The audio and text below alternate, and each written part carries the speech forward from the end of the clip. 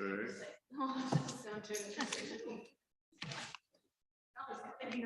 person's asking.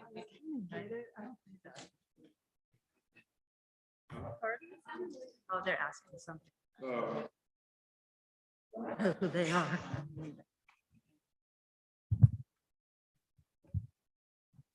Right. We're going to call this Board of Directors meeting to order at 7 p.m. This board has a land acknowledgement and anti-racism statement posted on its website. Roll call tonight. We are just missing Keith with Stu and Brian both participating via Zoom. I did not hear anything from Keith, no.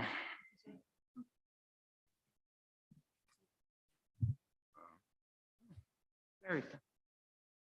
All right. Looks like Keith just got here, so scratch that. All right, we'll move on to the adoption of the agenda. There were some corrections for the minutes, so I'll make a motion to amend the agenda to remove the consent agenda. And then those corrections can be made and brought back to the board at the next meeting. Any opposed to that? All right. Do we have I'll make a motion then to adopt the agenda. Motion to adopt the agenda. All right, all those in favor?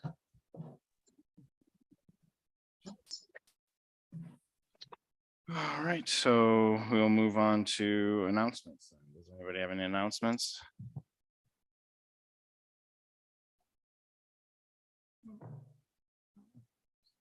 Go ahead.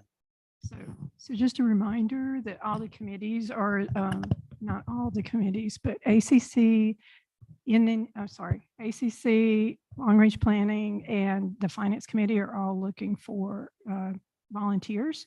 So send your applications or contact the administrative offices, and I don't know how to do that. So you can go to www.suddenvalley.com and it will take you there. How about that? Please apply. Any other announcements? All right, seeing none, we'll move to property owner comments. So if we have somebody like to speak, approach the microphone and 3 minutes. I'm sorry, I was looking at my lot number. I forget. Letter to the board earlier this week, and my hopes of coming here is just to kind of bring something to light, and that is safety surrounding our bus stops here in Sudden Valley. On the attachment that I got from the school district.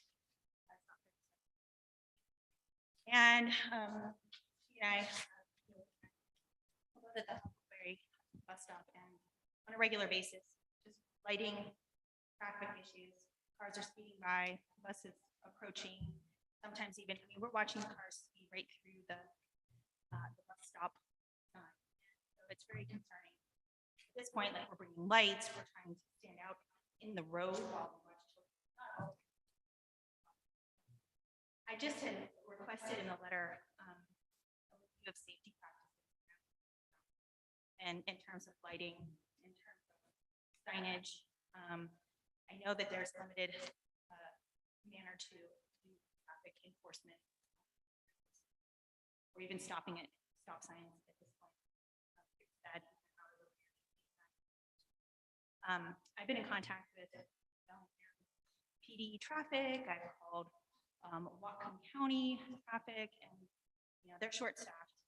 They have in the past, showed up not here, but in other places, just to like random bus stop, and give people tickets, and so just kind of like start raising awareness. Like, oh, maybe I should slow down around that area. But we're talking like this is a chronic issue. Like sometimes we catch and Sudden Valley Drive, and around that corner, people trying to get there.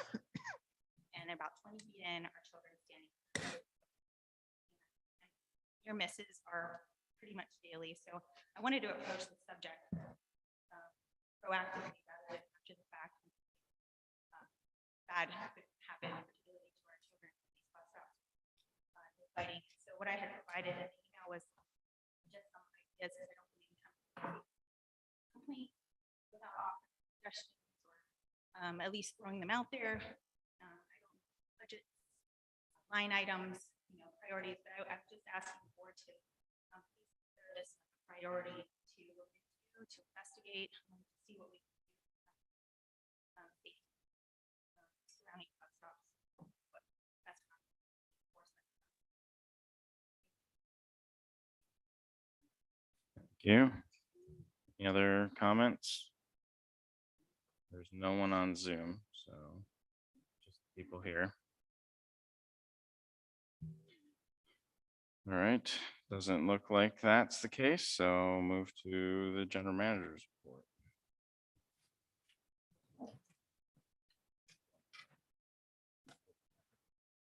No, I don't have any displays. Should be all-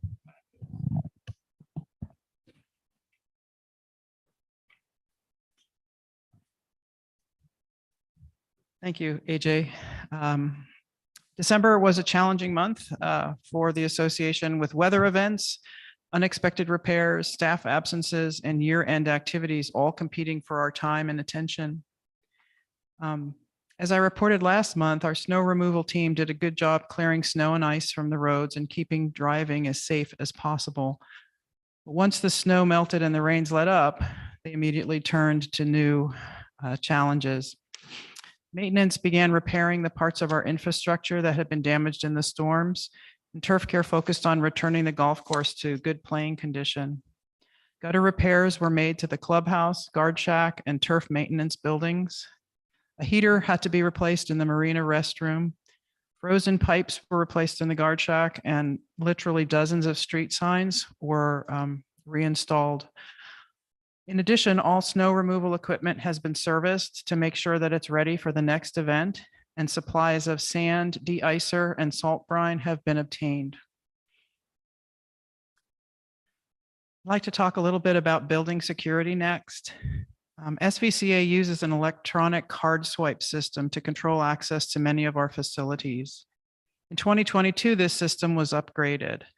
Unfortunately, this new system that controls the door locks on the second floor of the rec center malfunctioned during the storms, and the building here could not be reliably secured overnight. Because of all the demands for repairs being made of our staff, we addressed this lack of security in the short term by securing the doors with a chain lock. Staff at the rec center front desk had the ability to remove the chain when the facility was in use, and were instructed to ensure that happened. This past week, maintenance had time to diagnose the lock issue and took action to disconnect the electronics, meaning that the mechanical lock could now function. The chain therefore is no longer needed and has been removed. Changes in the rec center. An initiative has begun to return the rec center to pre-COVID practices as appropriate. One part of this change affects some exercise classes. Prior to the implementation of social distancing, exercise classes were primarily held in multipurpose room A.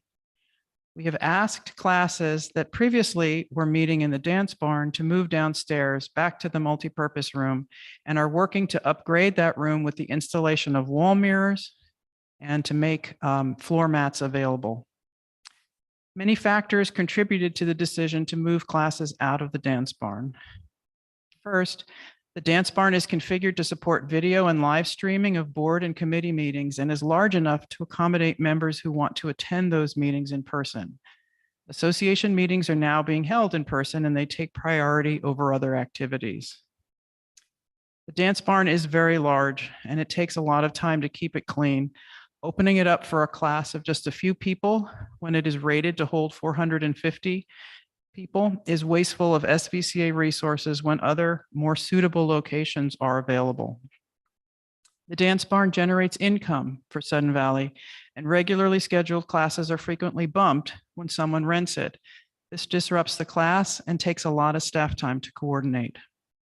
Those are just some of the factors that went into the decision. All classes that were previously scheduled will be accommodated in multipurpose room A, and given comparable storage, equipment, and staff support. If any class grows to the size where it cannot be accommodated in the multipurpose room, we will reevaluate the decision and make the dance barn available if it's not reserved for other activities. I encourage all residents to make use of the facilities that are available here in the rec center.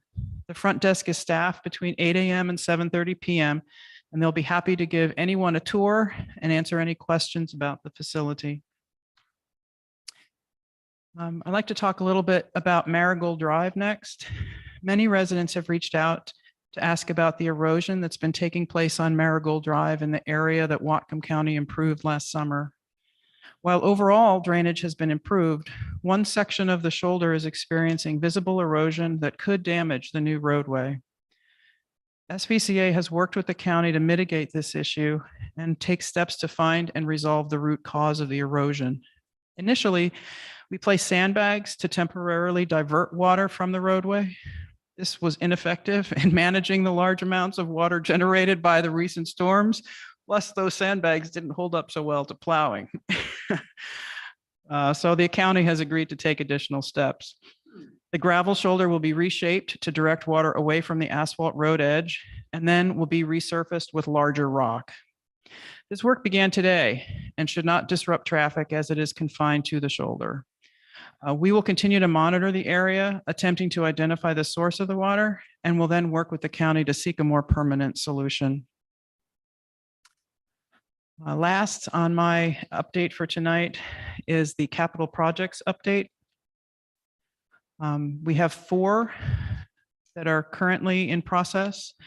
Culvert 315 replacement. Culvert 315, for those of you who don't know the numbers of all the culverts, is on Polo Park Drive between Morning Glory and Oak Crest Circle. It's kind of impressive that we have all these culverts, though. I mean, the numbers go up into the 400s. On Culvert 315, permits are being updated with Whatcom County to reflect construction taking place in 2023. SPCA is working with Lake Whatcom Water and Sewer District to get a developer extension agreement set up so that the sewer and water lines can be adjusted as required. And construction on this culvert is proposed for July through September. The actual work is anticipated to take about 6 weeks. Barn 8, which is the rec center siding replacement project. Design and permitting with Whatcom County are ongoing, and construction is proposed for summer 2023. We're still finalizing the details of that project as part of the permitting process. It's somewhat iterative. For the Area Z maintenance shop remodel, design and permitting with Whatcom County are ongoing. And again, construction is proposed for summer 2023. The Marina boat launch is also moving forward. The shoreline substantial development permit is still under review with Whatcom County. A survey of the boat launch has been completed and the engineer is working on the design. The design will be completed this month in January, and then a building permit will be submitted to Whatcom County.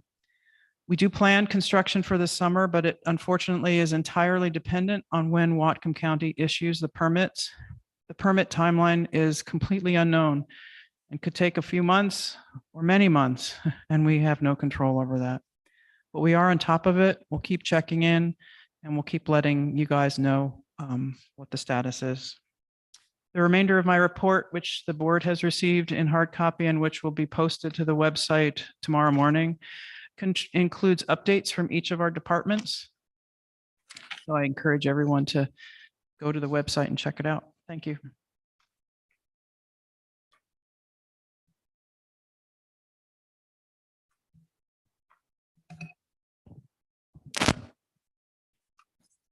Anyone have any questions or? Just, I was wondering, I know with the maintenance building, the part of it was gonna be that they were gonna be moving the stuff out of their facilities and into something temporary and getting a storage container. Do we know if that's gonna take place? You're gonna wait till you get the permits? The plan, Linda, or Director Bradley. The plan is to put a temporary building there. So The offices will move into a temporary building during construction so that operations are not disrupted. And then equipment, of course, will be moved out of the shop as well and stored in that temporary building.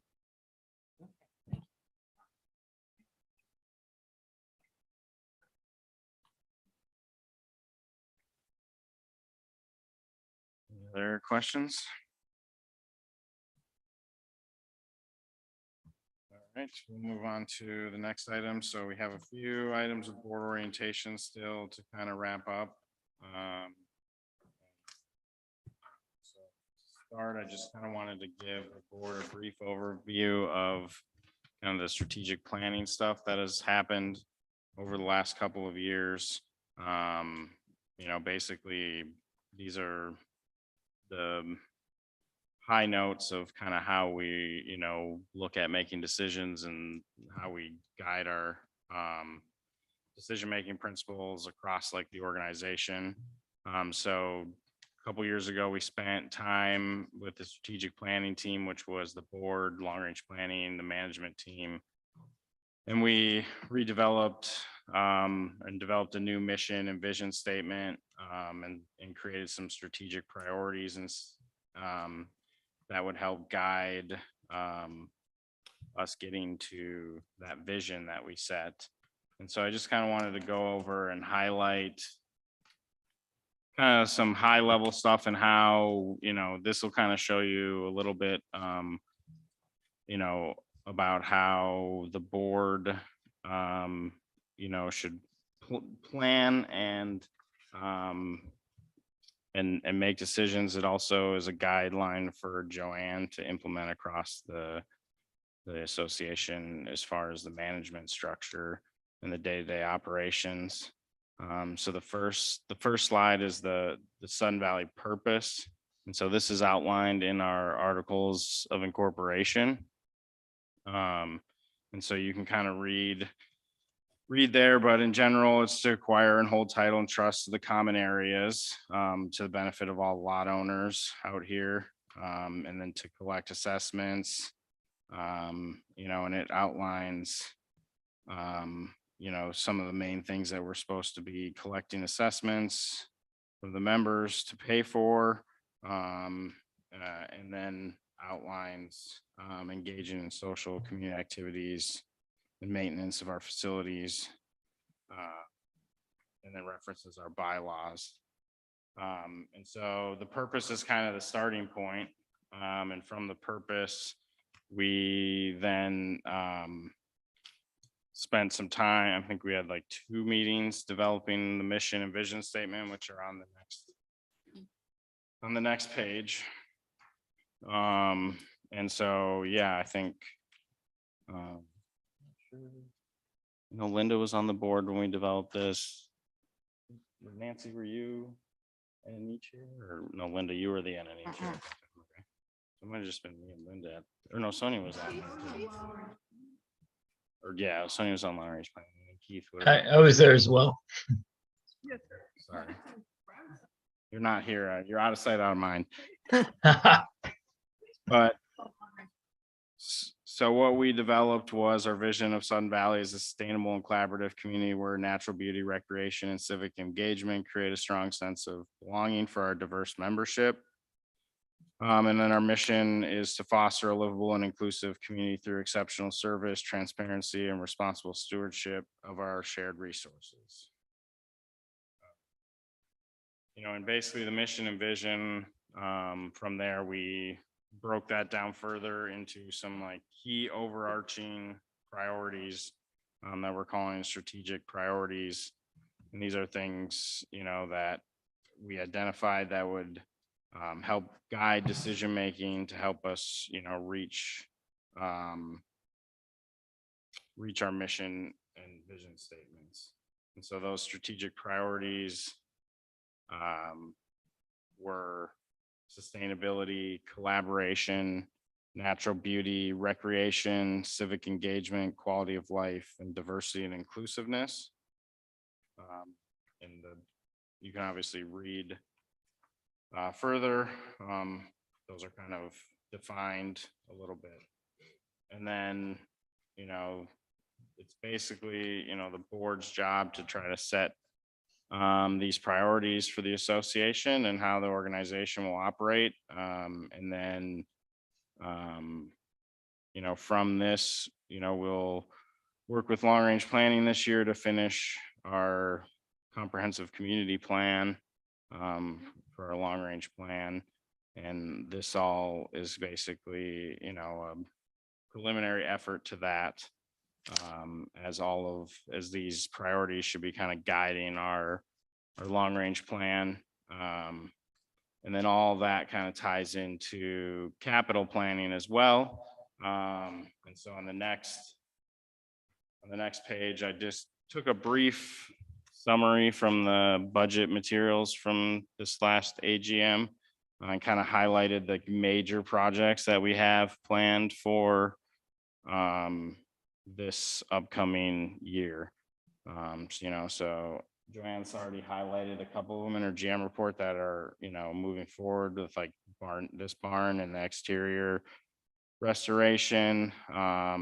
There's some capital requests on the agenda tonight for a few items on here, like the Austin Creek erosion repairs at the golf course.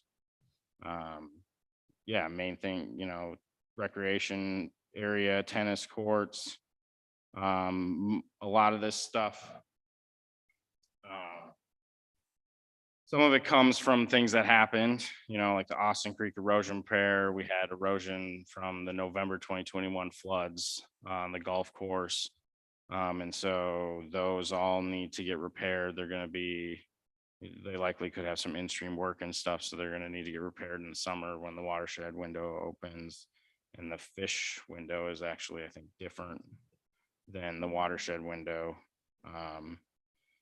And so all of that, I think all of this is kind of important to look at and keep in mind. We also have there's a number of projects for the adult center and the turf care building is too. And then the board likely will probably have to have some discussions and make some decisions this year on Barn 6 and what we want to do over there.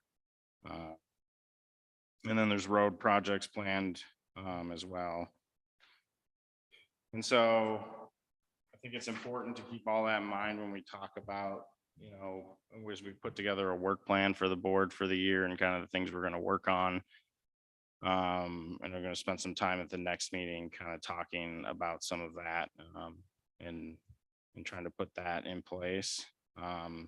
The last slide kind of shows the interaction between the reserve study and capital planning.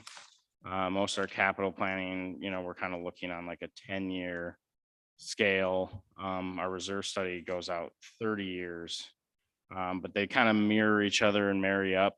The reserve study is kind of a planning level document so that we make sure we're replacing or repairing assets and equipment and building components that we have. The reserve study is really just built off of like industry standard guidelines and industry standard pricing and stuff like that. A lot of the times we have inserted, you know, more accurate costs where we have those specifics from like P&W or other engineers and stuff like that.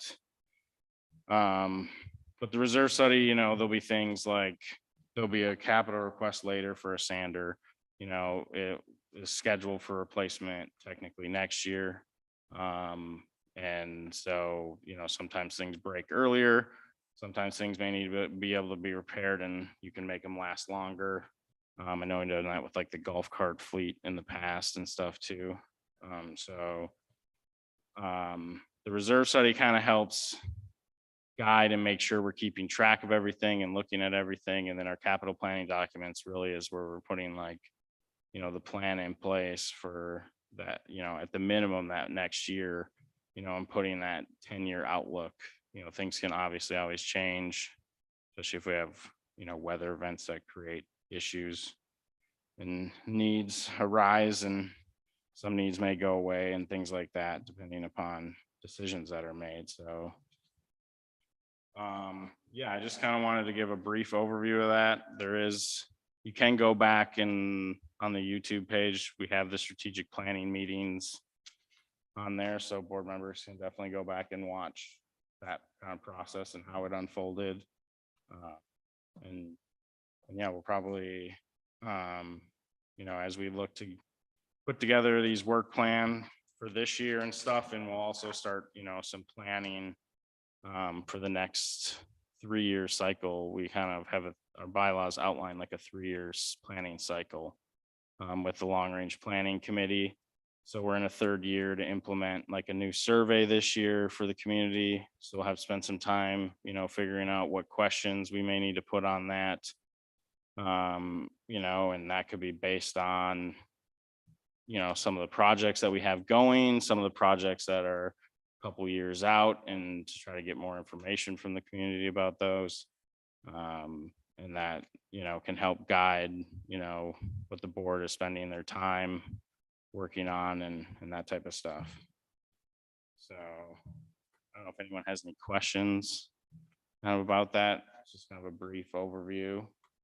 We are going to schedule a meeting with Richard to come in and finish orientation from the governance, legal, and harassment side of things, and then planning to schedule a tour for the board to tour all of our facilities, so you can take a closer look at things and see where, get a better feel for where everything stands in that regard. So I guess, is there any questions about the first part? On the tour. No. Use the mic. Oh. On the tour, I'm really interested in Barn 6. I've never been in it. And I've heard part of it's a shed and part of it's an actual grandfathered barn. And if that's the case, I'd really like to see where that boundary is. Yeah, we'll definitely do a tour of Barn 6. There's like a original structure and then some add-ons on the side that were done after the fact. Yep. There's also a 50-year-old Zamboni that's not to be missed. Yeah. Very cool. Sonia? Yeah, maybe we could dress it up for Halloween. So or I something. was just wondering, were we going to, there was some discussion about when we do that we were going to also have some time to meet and then kind of re-review some of the planning processes and how, and all of that, or just circle back around and so people can ask questions, things like that. So thank you. Thank you, Sonia. The plan for the legal briefing is to meet next Thursday, which is the 19th at 7 p.m. For time with our legal counsel, Richard Davis.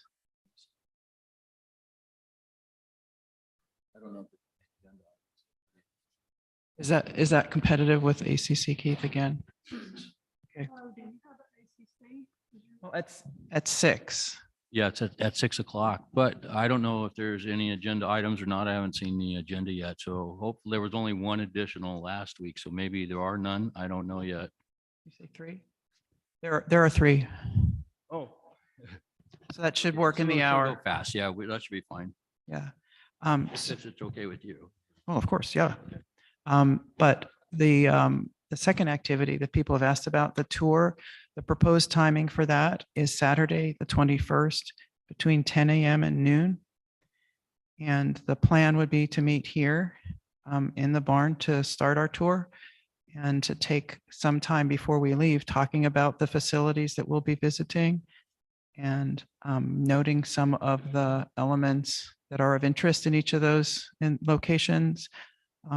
We've discussed adding not just buildings or visiting not just buildings to the tour, but also the culvert and some things, which I think it's important because we're always talking about them, but to actually see them and get an understanding of the physicality of it, that the terms will start to make a lot more sense to folks.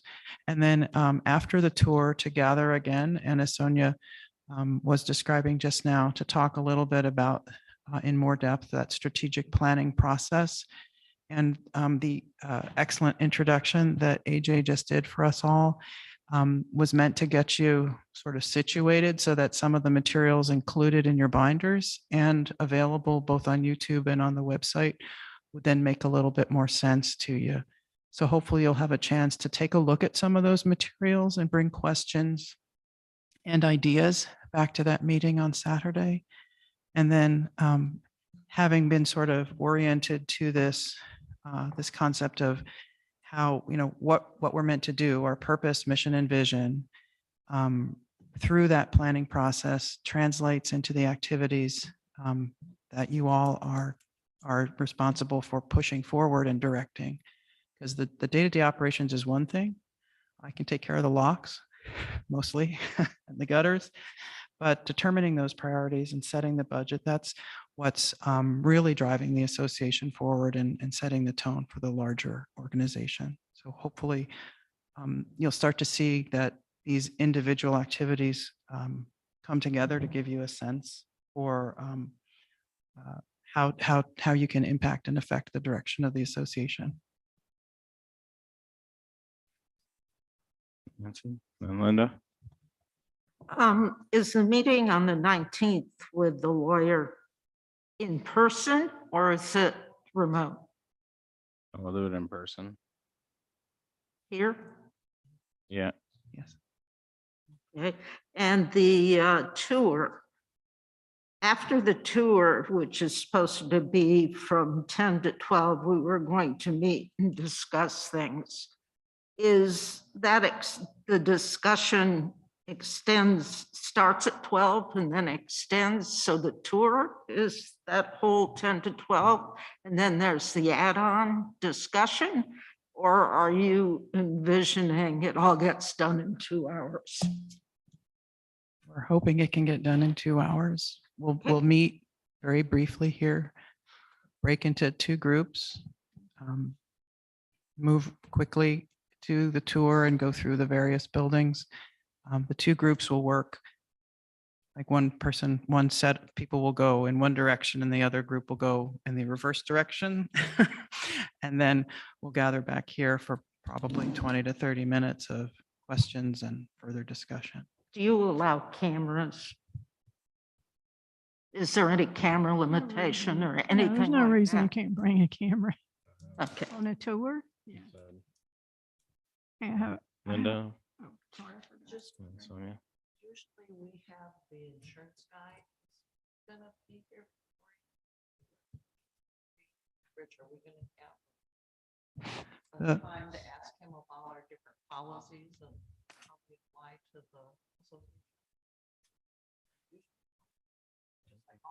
Yes, that's in the works. We don't have a final time Okay, for that yet, but it's in the works for sure. thank you. Sonia, then Timmy. I just wanted to make a suggestion. I don't know if everybody wants to do this, but I don't see us being able to do that tour and coming back here in 2 hours. We're going 2 sets of people in opposite directions. We've got to kind of stay together. It takes a while to do that.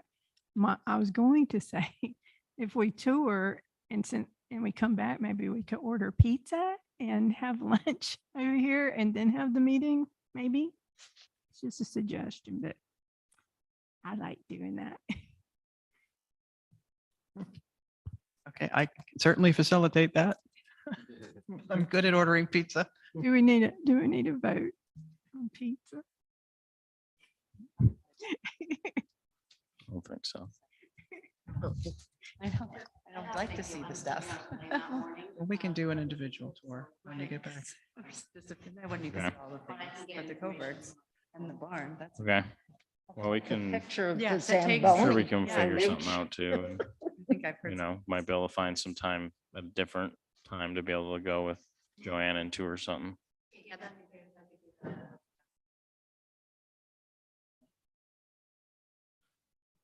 All right, so then what we have is next Thursday, we'll be here in the barn. We're gonna meet with Richard, legal counsel, and do that portion of the orientation. And then Saturday, the 21st, Richard's thing's at 7, normal time, Saturday the 21st at 10 a.m. Meeting here in the barn to start. And let's plan for, I guess, potentially 3 hours till 1 if we're gonna eat lunch. Sure. All right, well, we will move forward then. Is there any other questions about any of that? All right, we'll move on to the new business and I'll pass it over to Joanne. She got a few capital requests to go through. So the first capital request is for a sander. And the purpose of the request is to request funding approval for a model RVB 2500 Snowway sander. Excellent, excellent name. Turbocharged. Prior to the 2022-23 winter season, all of the snowplows and sanders were serviced and evaluated. At that time, a Snowway sander that had been purchased in 2009 was identified as nearing the end of its serviceable life cycle due to corrosion, wear, and a lack of readily available replacement parts. During the recent snow event, the auger motor stopped working and the sander had to be placed out of service. SVCA has 5 trucks equipped with snowplows and sanders. Removing one sander from operations reduces the speed with which roads can be serviced during a snow event. The level of service outlined in the 2022-23 snow plan was developed with 5 plows and sanders in operation. Replacing the existing sander is the preferred option over repairing the existing unit. Parts are limited, and because of excessive corrosion, it's anticipated that this sander would continue to have reliability issues and would need continuous repairs to remain operational. Included in the 2024 budget, $54,080 was allocated for snow removal equipment replacement. By accelerating replacement of one sander to 2023, SVCA can maintain the same level of service this winter season as planned, which is a nice way of saying if we don't get the sander, we'll be a longer time plowing. The proposal is to provide funding for replacing the 2009 Snowway sander with a new model. The quote was received from Ferrotech for $9,052.46. The request includes a copy of the quote. And the request is that the board approve $9,000 and $9,052.46 for the purchase of the above proposal to be paid for from SURF.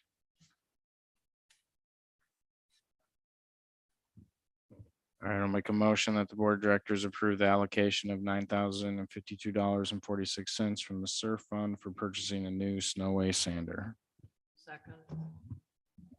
Any discussion? Linda? I just- Hello? Hello. I just was curious, there's only one bid here. Were there 3 bids obtained, or are the reason that we only have one bid is because they are the only one that have this particular model that matches our other stuff? It's a combination. Mike Brock, our maintenance superintendent, did contact suppliers. There is a problem, a continuing issue with supply chain and availability. This model was available as comparable to other units and was within the appropriate price range. So That's fine, thank you. You know, even if I understand that that's going to be a problem, even if there's just a line in the request that acknowledges that, it precludes even asking the question. thank you for that input. Other discussion? Yeah, I have a question, AJ. Go ahead, Stu. So this is proposed to come out of SURF, and I'm still, kind of getting my head around a lot of this financial stuff. But is SURF as a loan? Is that correct, or is that a different fund? No, SURF is a capital reserve account Okay, Capital, what is it? Reserve Repair Replacement Fund, I think is what it stands for. And yeah, it's all of our buildings and our equipment. okay, all right, great. No, that answers my question. Thank you. Thank you for speaking up. I keep forgetting to look at Zoom. Anyone else got any discussion? All right, hearing none, the motion on the table is that the board of directors approve the allocation of $9,052.46 from the SURF fund for purchasing a new Snowway sander. All those in favor? All right, that passes unanimously. Move on to the next one. Pass it back to Joanne. The next request is for repairs to be completed in Austin Creek. And the purpose of this request is to ask for funding approval for design and permitting phase of this project. Background, during the November 2021 flood event, SVCA experienced erosion at 4 locations on Austin Creek as it passes through the golf course. Those locations are the Community Garden Cart Trail, 7th Green Bridge Armoring, 9th Green Slope Erosion, and 17th Green Bridge Armoring. SVCA's 2023 budget does include a line item to repair these locations. We propose to start engineering and permitting for these repairs. This work would include evaluation of each location and a design developed for restoration, a habitat conservation assessment, permitting for the above scopes of work, and the assumed permits are the Whatcom County Shoreline Substantial Development Permit and the WDF Hydraulic Project Approval, WDFW, sorry. Construction is proposed for summer 2023 during the Lake Whatcom watershed construction window. The request is for $32,571 to begin the engineering and design phase, as per the attached proposal from PNW. All right, I'll make a motion that the board of directors approve the allocation of $32,571 from the SURF fund for the engineering and permitting phase for the Austin Creek repairs project. Second. Anyone have any questions or discussion? Tiny? I'm just wondering, B&W's expertise, and again, I'm not trying to disparage them at all, but erosion and habitat conservation, all of this doesn't seem to be their area of expertise, yet we have these that do seem to have the expertise. And I'm wondering why we don't have Mike Brock overseeing this as opposed to PNW, because if all PNW is doing is watching these people do their work and making sure they're doing it, I was thinking that Mike Brock would be very instead of paying PNW over and above the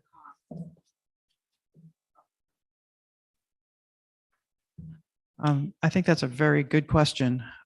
And all that I can say is Mike Brock is fully occupied with maintenance tasks, and the management of individual capital projects such as the one we're proposing here for Austin Creek is a separate sort of work. While it requires some of the same expertise in terms of understanding building design and repair, water and stormwater management, damage, that sort of thing.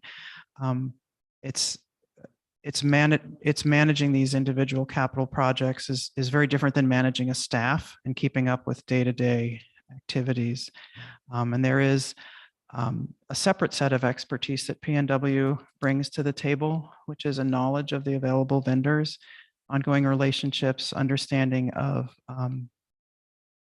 county codes, and the various requirements for the different experts to come together for any of these projects. So I see the two sets of activities as distinct. And in terms of scope, my judgment is that there is no way Mike has enough time to divert to to capital projects. They would suffer from a lack of attention. It's my opinion. Is there a way we can move some of his responsibilities? Take the responsibilities and move to the staff.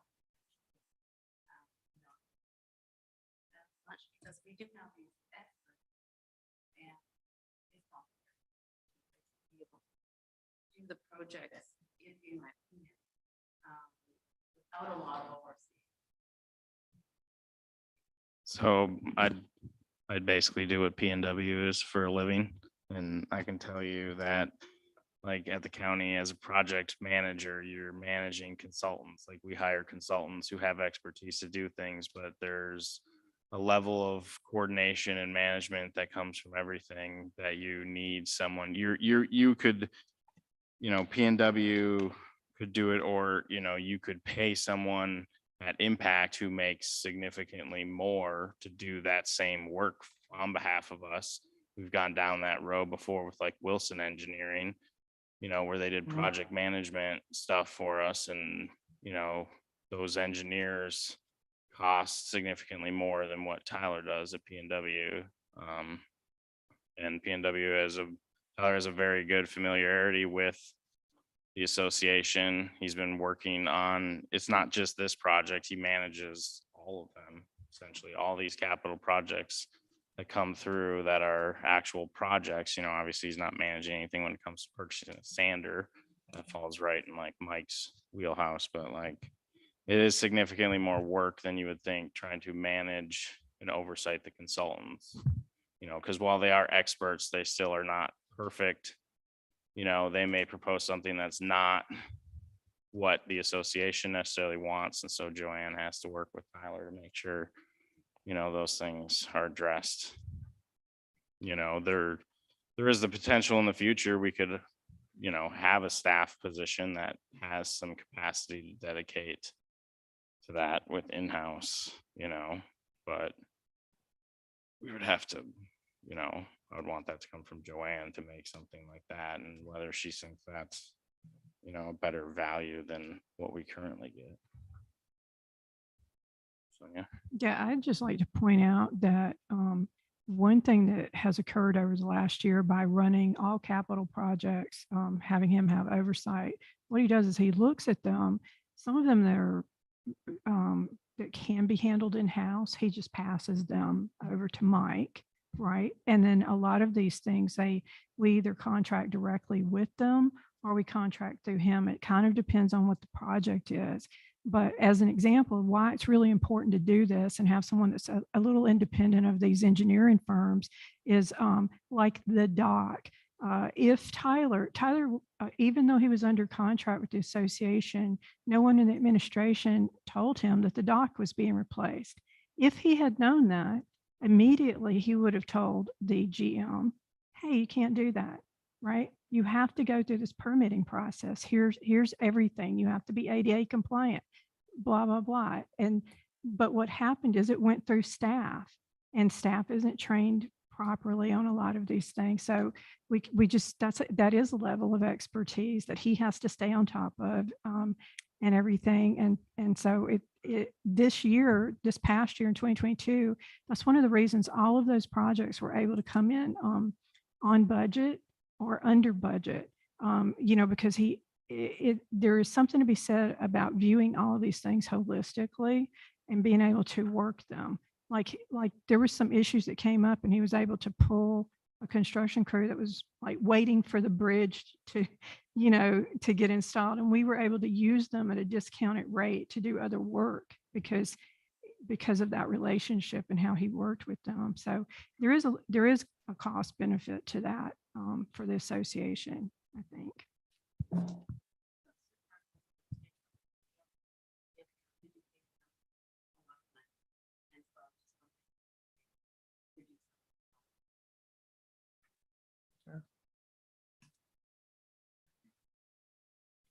Nancy and then Linda.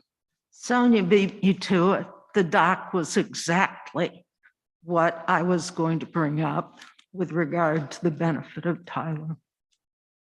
Linda. I guess my concern is is if I look at some of the scope of this work, there's exclusions by impact design.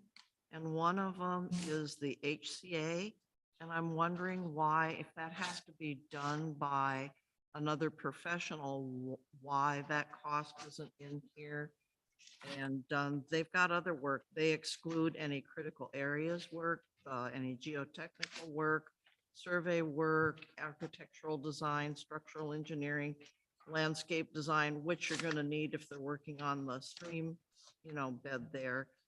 I'm just wondered why, if that has to be done, there's maybe not another subcontractor that's handling that. So that's again where P and W comes in handy, because some of that work could probably be our staff can do that. Okay. So they'll come in like with that design work and under the guidance of impact and those engineers, and then they generally will give them instructions in the county, right? Adrian? Is that Yeah, right? but the habitat that HCA isn't even, that's excluded. It's not in the scope of their proposal. That's what It's I'm on the concerned with. PNW. It's on the file. No, that's the other thing, I think.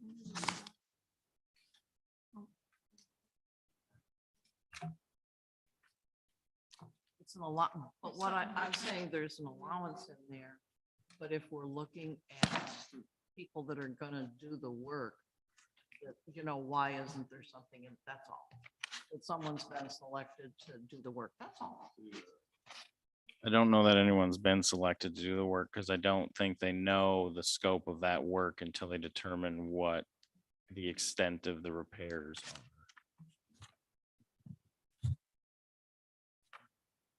And that, like what, like this is just this is just the initial bid to allow them to go ahead and start moving forward with it. But that part that what Linda's talking about and the rest of it, they're going to bring that back because they'll need approval from us to move forward past that, correct? Yeah, there's an overall budget of $100,000 for the Austin Creek repairs. And this portion of the work is just the design and permitting, and that's at 32,571. So it's about a third of the total, just to plan out the work and get those permits. So that part of that. Well,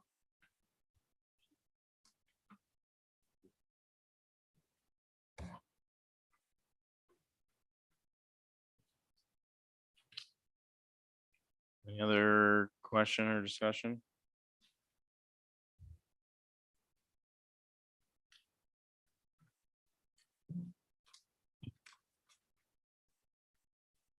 All right, we'll call the question.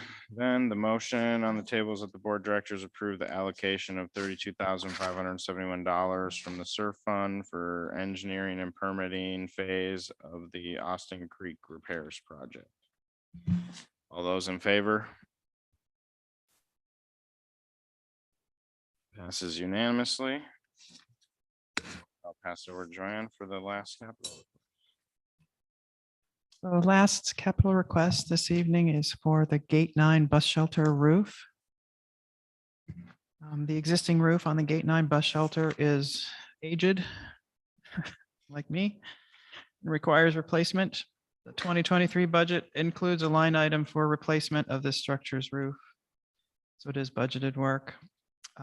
We propose to replace the existing roof on the Gate 9 bus shelter. This will include mobilization by the contractor, removal of the existing roof and disposal off-site, installation of a new asphalt shingle roof, cleanup and demobilization.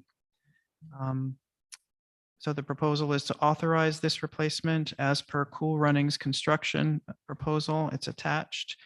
And we request $1,664.64 as per the proposal to complete construction. And just as a note, we're not required to get competitive bids if the price is under $2,500, as is in this instance. So that's why they weren't sought for this particular proposal. All right, I'll make a motion that the board of directors approve the allocation of $1,664.64 from the SURF fund for the Gate 9 bus shelter. Is there a second? Second. Seconded by Nancy. Questions, discussion? Linda? I thought, it's always been my understanding, if anything's under $2,500, that it doesn't raise to the level of a capital expense. That it just comes out of operations. I believe we did the bus shelter on Harbor View this past summer, and it's just a regular operational expense. It's a policy we have. Yeah, we thought in budgeting when the budget was created, we thought that the entire Gate 9 bus shelter would need to be replaced. So there was a larger line item already put aside for this. If possible, we'd like to use capital. That's why we made the request.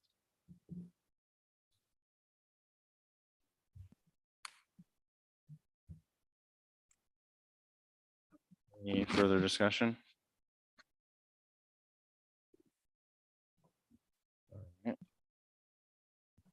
It was not, I mean, it wasn't a budgeted operational expense too, so, those decisions have to be made.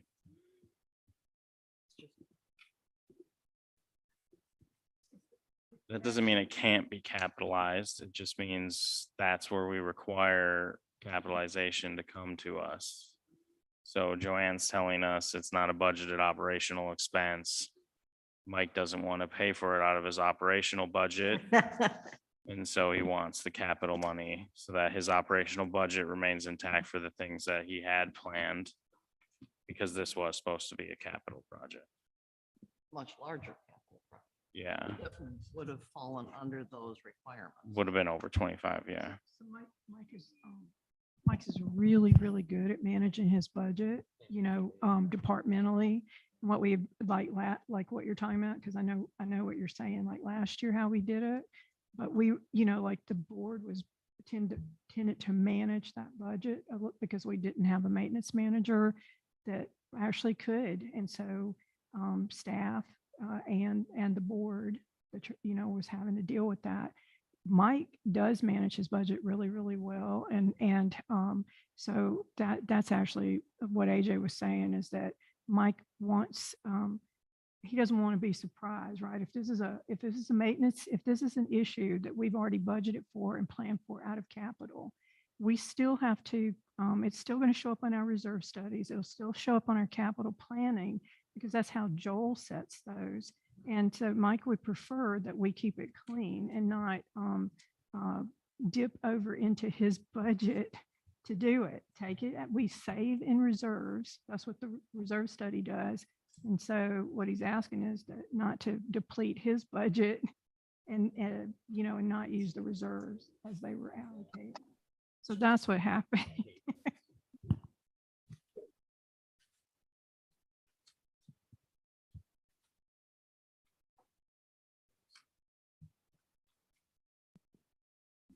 Any other questions, discussion? Yeah, just a quick question, AJ. Let's do. So if the entire shelter was budgeted as capital equipment for replacement, I'm assuming that the evaluation has been done, that the rest of the structure is sufficient enough to last, another 5-10 years with just replacing the roof? Or is it going to come back and be an issue in another year or two? The structure was evaluated as sound for 3 to 5 years. Okay, thanks, Joanne. Any other questions? Can I just say something real quick? Sorry about that. But that also speaks to the sander because that came up, the sander, since we're doing it early, because what we've found is those sanders do not last the amount of time that the reserve studies have them listed as a 15-year replacement, which isn't accurate. So Joel and Joanne will be correcting that on this year's reserve study to properly reflect like that was replaced this year. And then to put the actual replacement time on there. So those adjustments, we keep tweaking that reserve study every year for these kind of things. But anytime that we do this work, Joel takes these capital, anytime we approve these repairs or replacements, he goes in there and makes those adjustments. And so it'll be adjusted on the reserve study appropriately. Yeah, in fact, I met today with Joel to make that, that change regarding the sander. And we looked at the bus shelter as well. So we have a running set of notes that take actual in the field evaluations and information to update the reserve study, which because of its scope, some of those things are a little bit textbook, and don't take into account necessarily our use of an item or how conditions may have affected a structure. So as the opportunity presents itself, we do update that reserve study with information from field evaluation.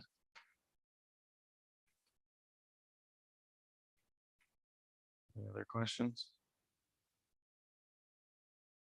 All right, we'll call the question. The motion on the table is the board of directors approve the allocation of $1,664.64 from the SURF fund for the Gate 9 bus shelter roof. All those in favor? Any opposed? One opposed with Linda. Motion passes.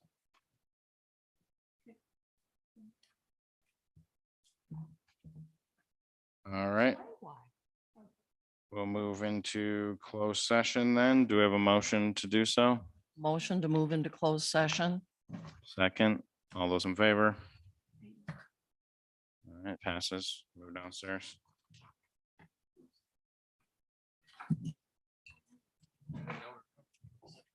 So Brian, I'll call you on the telephone, I think, because we don't have a way to move you guys on Zoom. Oh, okay. That sounds good. Thanks. Thanks, Sonia. Yeah, that's what I mean.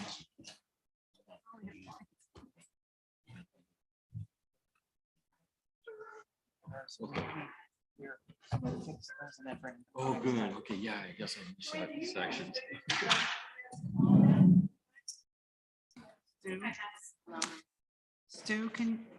Stu, can you confirm your cell number so that we can call you? Yes, it is 425-238-6227. Thank you. We'll call you in just a minute. Everybody. All right, thank you.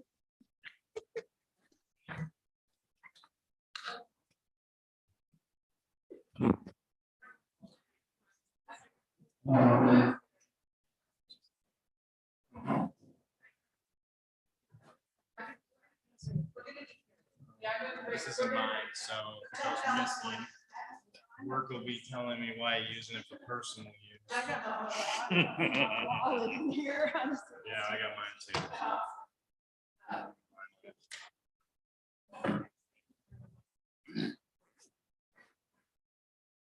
How would you leave it all your stuff? Hey, come here.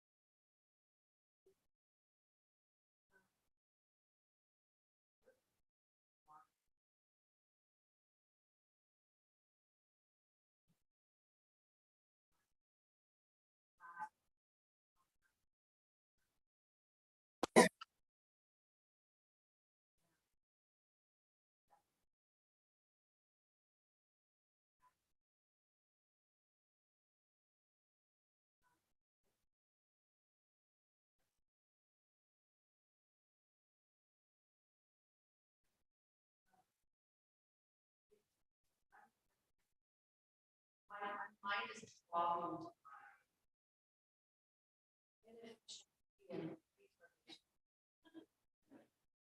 All right, so I'm also not the most PC person, probably, and I'm a really loud mouth and very, what you see is what you get.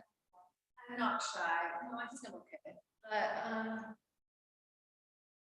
yeah, see, I think my problem is I started to,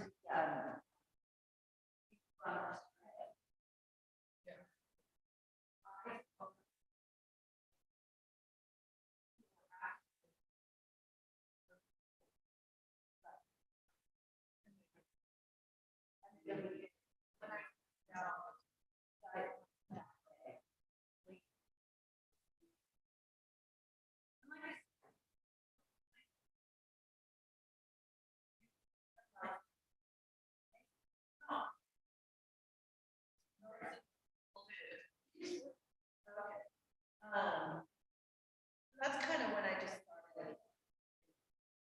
Yeah.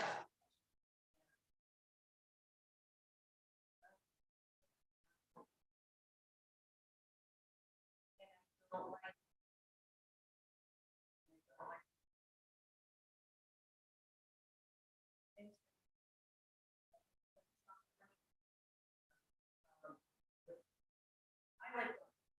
One, if you just put them on.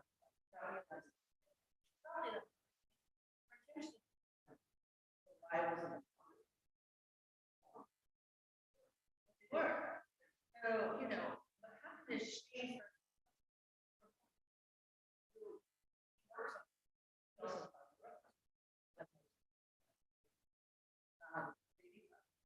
He hits.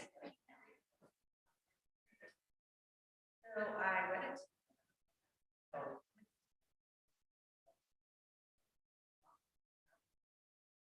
Yeah. Well, summer ended up. There I was fine. One, you will say. When the first year I lived in.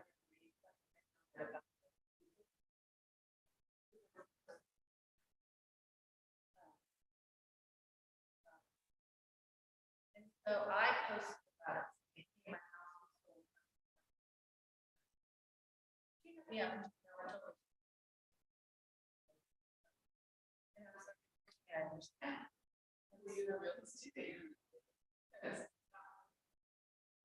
Well, she wasn't involved in my, but she might be.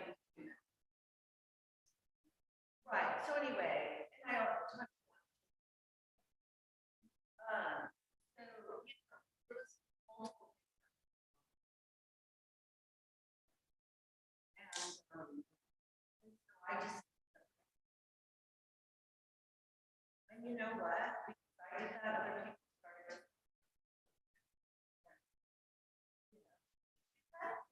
Stuff like that. Yeah.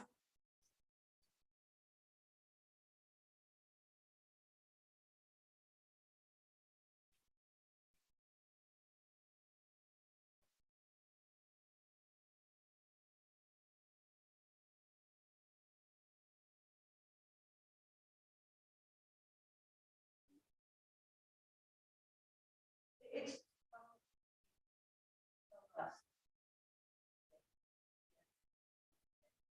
They who I find.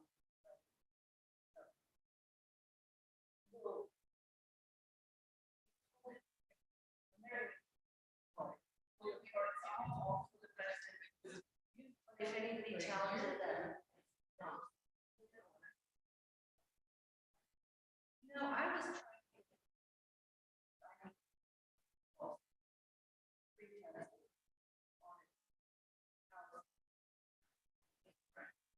I, my answer, 10 minutes about the subject. I'm not sure. Is it really worth it? Will it be 5 minutes? Oh, yeah. Oh. Over 10. No, it was 10, it was over 10 years.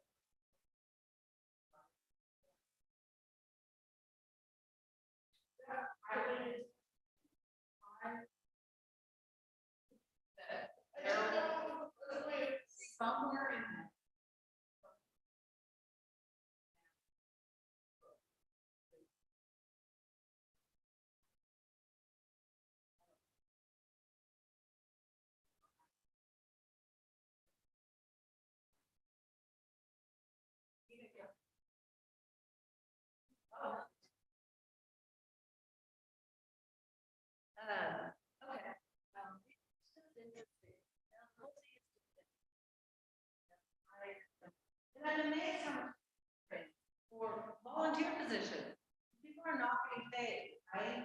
And yet there's a bunch of people who just think of every little.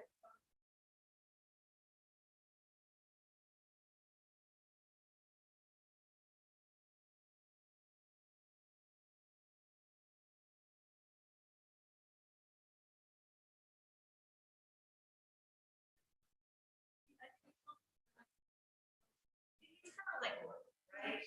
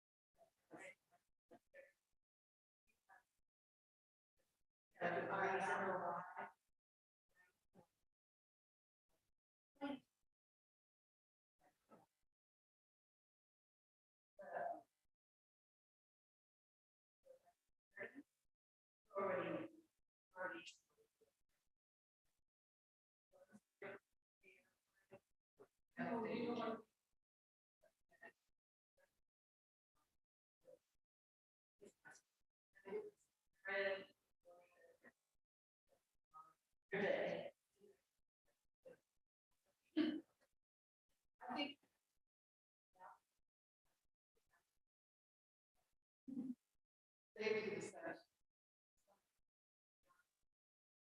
which I had.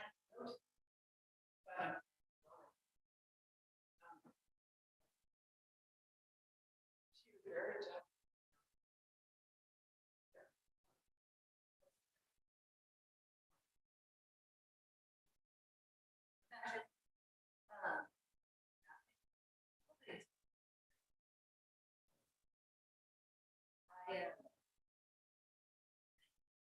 Part of me does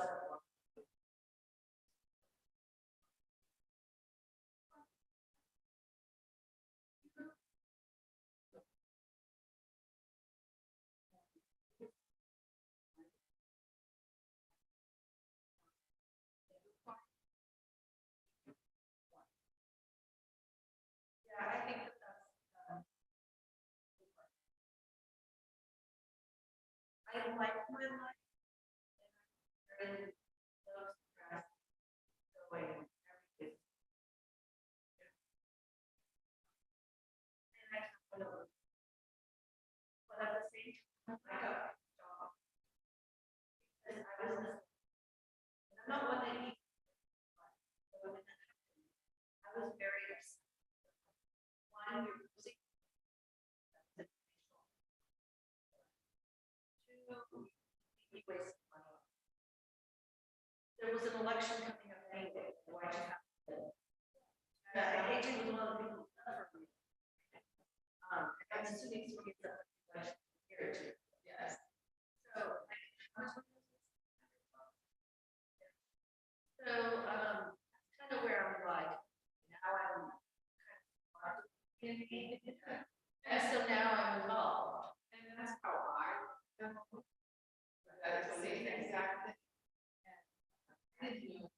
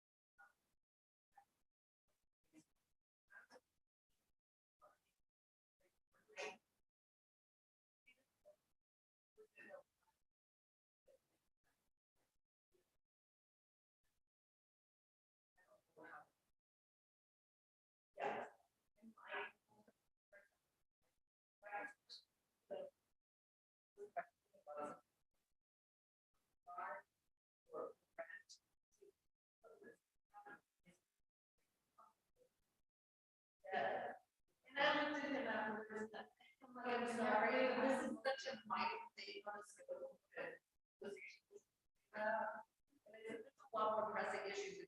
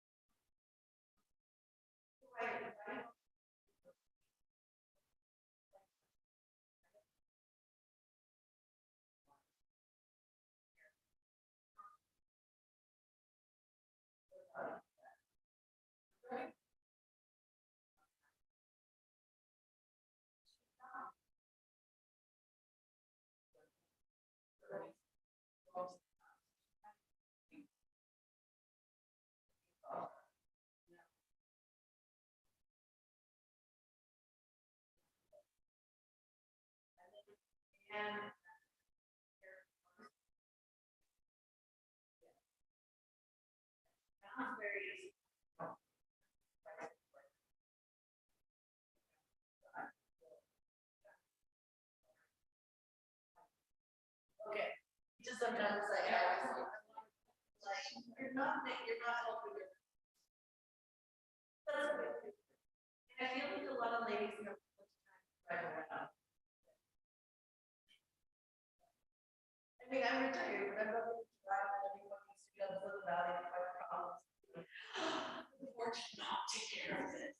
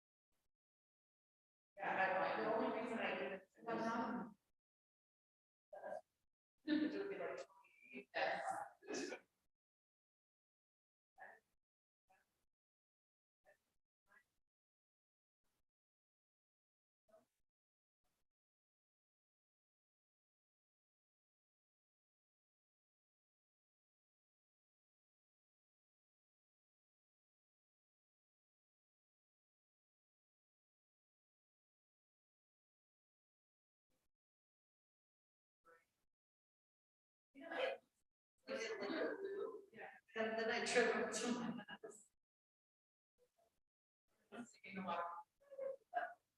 Like, here, this is the actual color that I have. Oh. Very pretty. Look how great it is. Look great it is.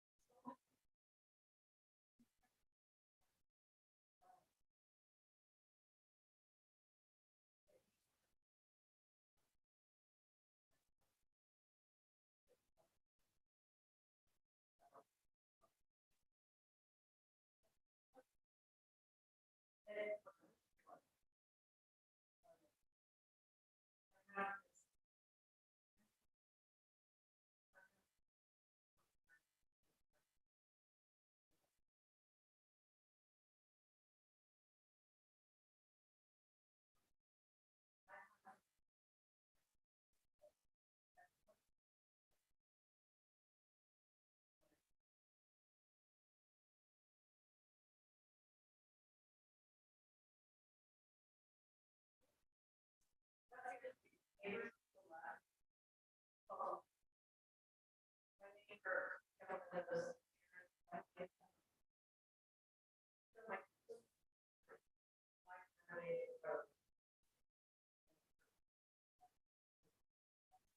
a little below her.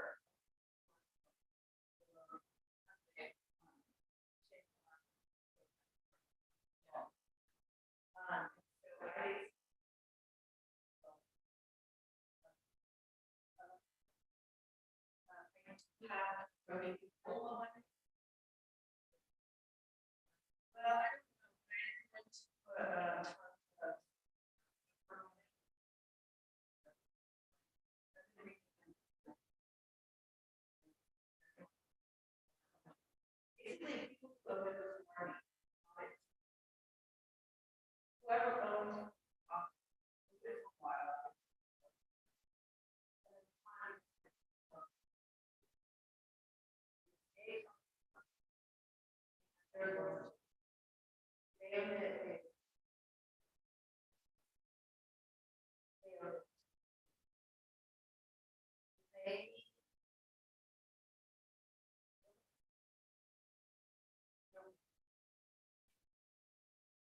Oh, they didn't find. Microphasing right there. First thing you see is that. Not it.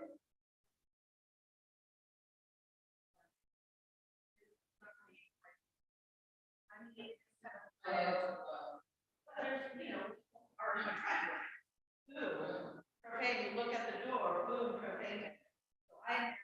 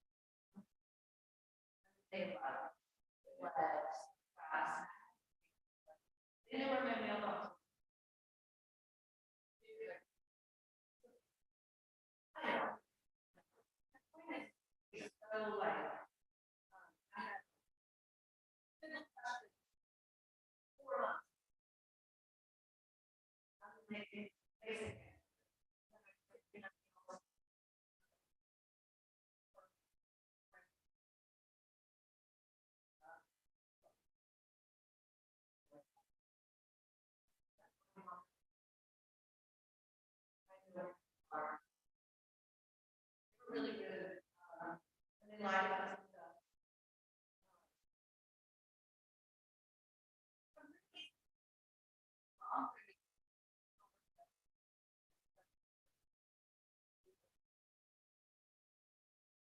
By the way, I recorded the early.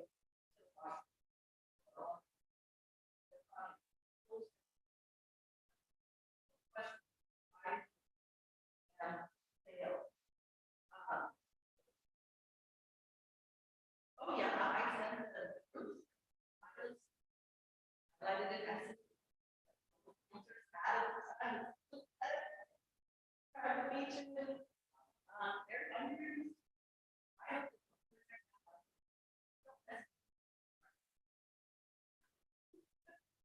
And all they really needed to do is just talk to me about it.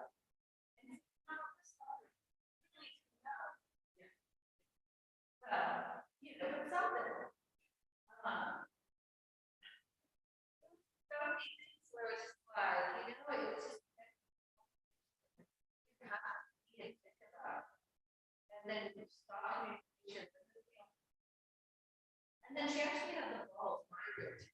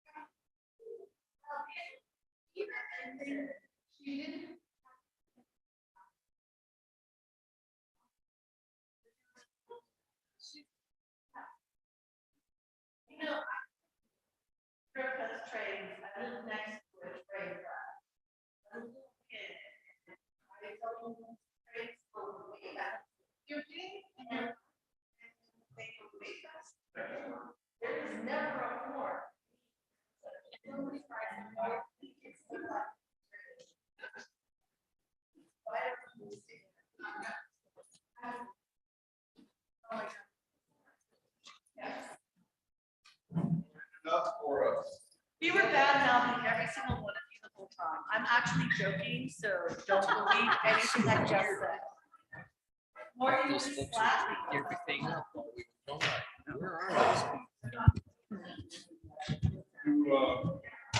You ever go back from the coast, if once we said that, do you ever Not an expert. cut stuff that we didn't have? Really. Can we just go back over that? something that happened that we talked about.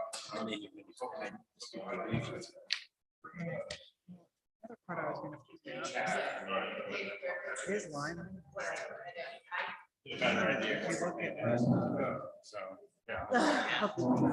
Stop. P and W is actually like 30.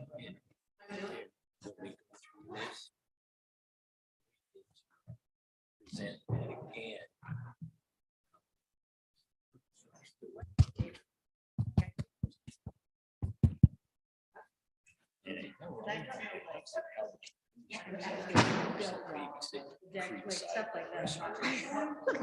Dealing with it.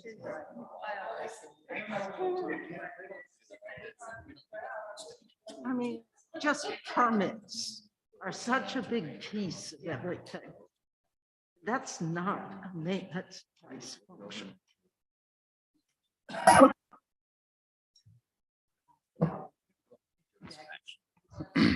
All right.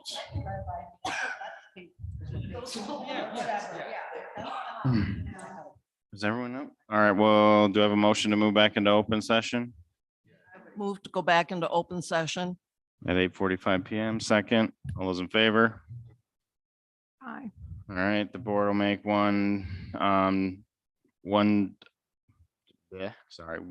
one action as a result of closed session.